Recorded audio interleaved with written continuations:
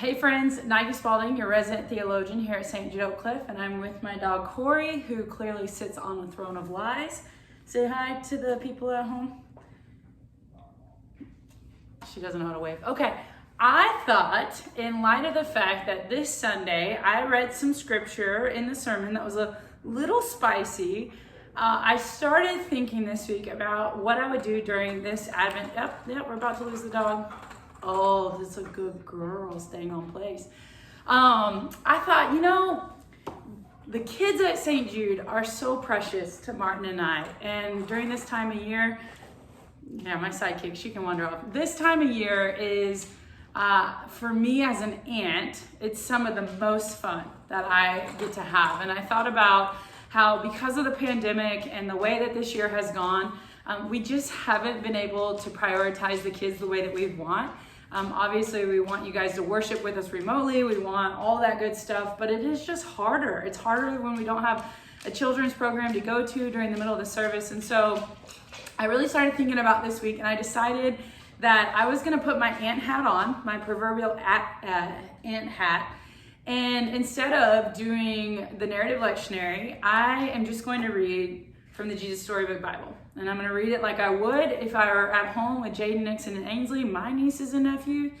And so this is a story for kids of all ages at St. Jude. So I've got my Christmas socks on, my Christmas tree behind me. So I encourage all of you at home, regardless if you are 0 years old or 157, I think that covers everybody in between, to come and listen to this Jesus Storybook Bible story about the birth of Jesus on Christmas morning. And know that I'm sure your aunts and uncles love you very much. I'm sure your grandparents love you very much. I'm sure your parents love you very much. And know this, that if nobody's told you today they love you, I am certain so many people love you, but I certainly love you, but way more than that, the God of the universe who sent his son to be born in a manger on Christmas morning, he loves you very much. And so gather up, whether you're age 0 or age 157, and listen to your Aunt Nika tell you from the Jesus Storybook Bible the story of Jesus' birth as told by Sally Lloyd-Jones in the Jesus Storybook Bible. So here we go. Here is the story that's titled, He's Here. He's Here, talking about baby Jesus being born. Everything was ready. The moment God had been waiting for was here at last. God was coming to help his people just as he promised in the beginning. But how would he come? And what would he be like? And what would he do? Mountains would have bowed down, seas would have roared, trees would have clapped their hands, but the earth held its breath. As silent as snow falling, Jesus, came in. And when no one was looking, in the darkness, he came. The whole world is holding his breath, and in the darkness, he came. There was a young girl who was engaged to a man named Joseph. And Joseph was the great, great, great, great grandson of King David. King David. And one morning, this girl was minding her own business when suddenly a great warrior of light appeared right there in her bedroom. Look, this great warrior of light appeared right there in her bedroom. He was Gabriel, and he was an angel, which is a special messenger from heaven. And when she saw the tall, shining man standing there, Mary was frightened. Ah! You don't need to be scared, Gabriel said. God is very happy with you. Mary looked around to see if perhaps he was talking to someone else. He's like, are you talking to me? Mary, Gabriel said, and he laughed with such gladness that Mary's eyes filled with sudden tears. Mary, you're gonna have a baby, a little boy, and you will call him Jesus. He is God's own son. He's the one. He's the rescuer. The God who flung planets into space and kept them whirling around and around. The God who made the universe with just a word. The one who could do anything at all was making himself small and coming down as a baby Wait, God was sending a baby to rescue the world? But it's too wonderful, Mary said, and felt her heart beating hard. How can it be true? Is anything too wonderful for God? Said Gabriel.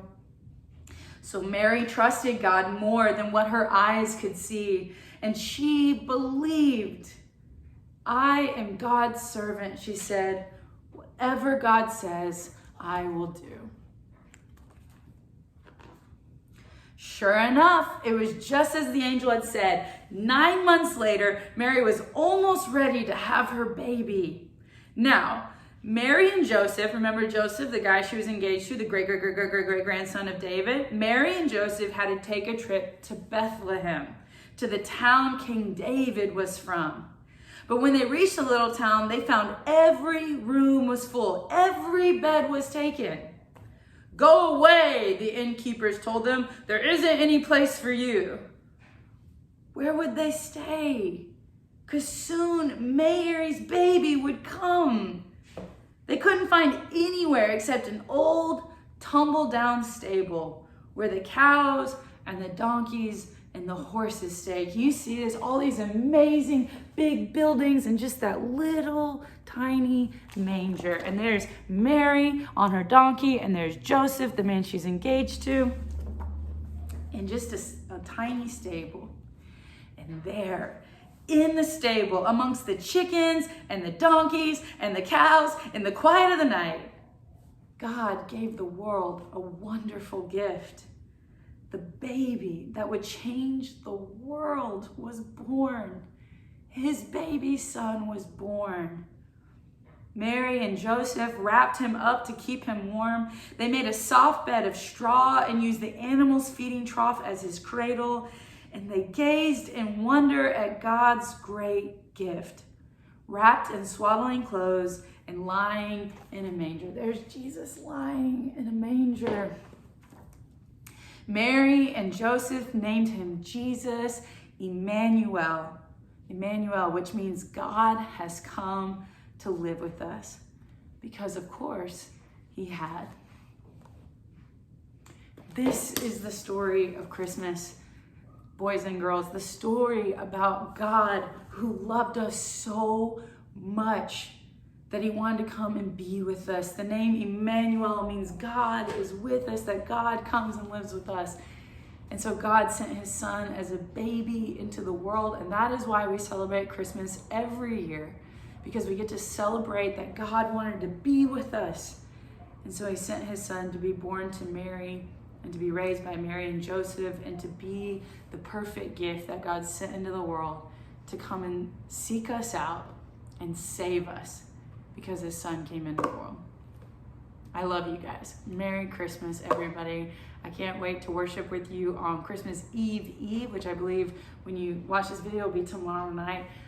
But like I said before, if nobody's told you today that they love you, I do. But way more importantly, the God of Christmas is crazy about you. Grace and peace, friends.